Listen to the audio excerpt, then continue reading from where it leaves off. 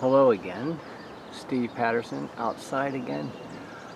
I was speaking to a friend of mine earlier, and she was saying how much she enjoyed sitting on the porch, staring off into the view you're seeing while we talk. And so, since I'm just on the camera, I figured we'd just have that same view. We'll sort of look at that together.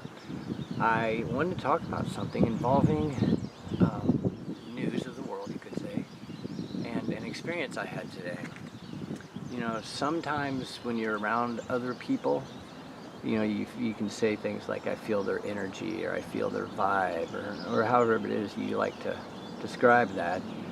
For those of us that can feel it, and we all can to some degree, even that notion of when somebody walks into the room, you know, you automatically are suspicious, or, you know, that feeling in your gut type of thing. So there's all kinds of ways we treat that.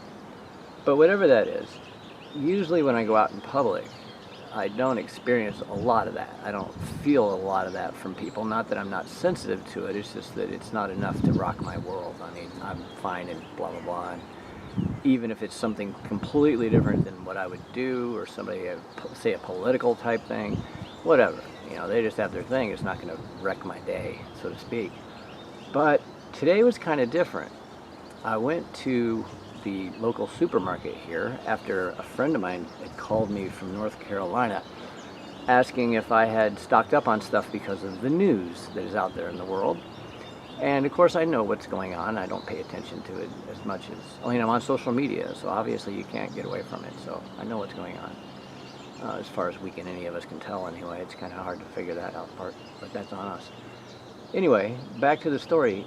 Today in the store, well, because the person asked if I'd gone out and gotten anything, and because they were going to bring it to me if I didn't have it, and I was like, why do you ask that? And it's sort of, you know, I was appreciating it, the offer and everything, but thankful for it, whatever. But why? Why the call and asking? Then she had said that she had seen on Facebook that Athens, the town I live in the state next door, Georgia, that they cleaned out the shelves, that the stores were vacant, there was nothing left, the end was nigh.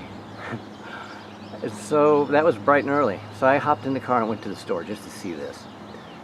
And when I walked in and saw that scene of people with shopping carts piled so high on top, on the bottom part, full all the way so they couldn't even get anything underneath the big basket, and then like a pyramid in the middle of the thing, in the buggy, as they call them here. They're called shopping carts in other areas of the country, whatever you call it, where you're at, that thing. And the look on their face, it wasn't of desperation or panic, it was just almost normalcy with a little bit of a energetic signature of either a little sweat or a little angst, but nothing too much. Not like they were stressing out. They were just they were so determined and so direct in what they were doing. And now the judge in me will come out and say that one thing I noticed right off the bat was the entire vegetable section was fine. The meat section was fine if you were willing to do it. If you were willing to chop up a chicken, if you were willing to get the ground beef not already put in the package or not already cut up into drumsticks, those areas were gone. The easy stuff was gone. All the vegetables, pretty much the entire vegetable section was there. And then I saw the rest of it. After seeing cart after cart and person after person of doing this, couples together, both of them with carts, and this just feeling of despair that they had. And then I got to the toilet paper section, and yes, all of it, everything, tampons, tissues, toilet paper, paper towels, anything, all that, gone, absolutely gone. Even in the health food section, where they have the oat milk and things like that, which I get oat milk. That stuff, there was only down to maybe a few of them left, and that area is always stacked full. The regular milk, all of it was gone. And so I got a couple things. I had a basket of really just normal things I'd get when I was there, like 5 items. And then I got up to the checkout line, and there it was, 3 rows wide, probably about 15 people deep, all of them like this. And I thought to myself, What state have we gotten to as a species, as a people, as a collective, whatever you want to call it, but all of us, if you want to represent all of us at one point, what does that mindset tell you about how fragile we think our system is? You know, we talk about we believe in our religious icons. We talk about we believe in our political icons. We talk about how much we're safe and we're protected and we're powerful nations and all these things. And yet, the mere fear of getting possibly sick, an abstract like that, is enough to effectively shut down the sort of structure that's going on in the United States right now. I'm sure it's very bad in other places too. And I'm not saying there's pandemonium in the streets. There's none of that. But this attitude that though they believe in God and He is there to save them, that somehow He is preordained that in the next few days either He's going to forsake them or He's going to kill them. That's a pretty darn drastic position to be putting yourself in. I would say. I'm not challenging a religion. Personally, I'm not buying that for me. Same thing with your political structure. If you like the politicians, if you don't like the politicians, who cares? If you like the police, who cares? You don't have any faith. It's like people don't have any faith in anything, which would collectively be themselves. We're like a species that has a self-confidence issue or something. I don't know, but so how does that happen? Now we're talking evolution, and that's a big turn. I know I just took a big turn there, but earlier in the day I had to talk about it since then, and we talked about that a lot with the person earlier when I said you're looking at the same view.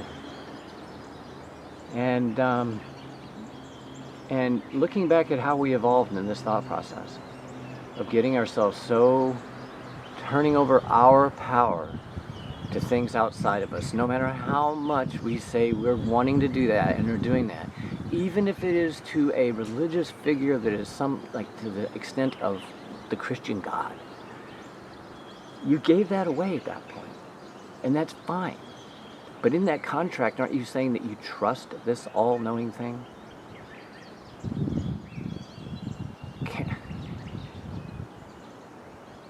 I don't know. Where people lost the confidence in themselves that puts us as a planet now, gripped in fear of a sickness that we will get by. There will be people die. That's called life on Earth. Everything here does that from the second it's born. Nothing has ever broke that record as far as we know. Now there might be some esoteric thing that you're thinking of. It might be gods and goddesses or aliens or people from other planets controlling us. That's fine. But I just said, as we all know, and that means as a species too, we would all know those things. We all know there's sharks in the ocean. There's nobody out there. Well, there might be somebody down here. You know, the flat Earth people too. So, I mean, who can really prove the Earth is round from standing where they're at? I mean, both sides have a very interesting argument, especially if you consider, we take into consideration science. But that's neither here nor there. But even in that, right there, that's a fundamental disagreement at such a core, basic understanding and acceptance of reality. When one will not acknowledge the other one's basis of reality, how can they ever see eye to eye? That's a duality right there in itself. That's a this or a that. And there are no such thing as opposites. There's the level of. You don't add not love to get less love. You just feel less love, and there's less love there. You don't add not water to get less water. You take water away. We've given away a lot of power as people. It's time we start taking that back if we're ever going to, in our consciousness of the species, the collective consciousness, as they say in science, and in the esoteric they say that too, but it has a lot more to it than that. But whatever that is, to get us to that state, to get us to ascend, to get us to evolve, to get us to that next big thing that that pie in the sky that we dream of, that thing, we can do that as a people. But we stepped in a hole a long time ago and our foot is still stuck in it. And I'm not challenging your belief, I'm asking you to challenge your own beliefs. As if that could really take a big difference on the way things are going right now, though. Make a big difference, I should say. That would have to happen throughout the species to evolve at that level. And that would take some time. Perhaps something like a coronavirus that made a rapid chain of quicker generations. You know, the elderly are dying, the young are not even getting sick. What if that kept up for a couple hundred years? We won't go there. But yeah, you could evolve quickly if you had to. Maybe that's nature's way of saving us. Think about that. It's only natural.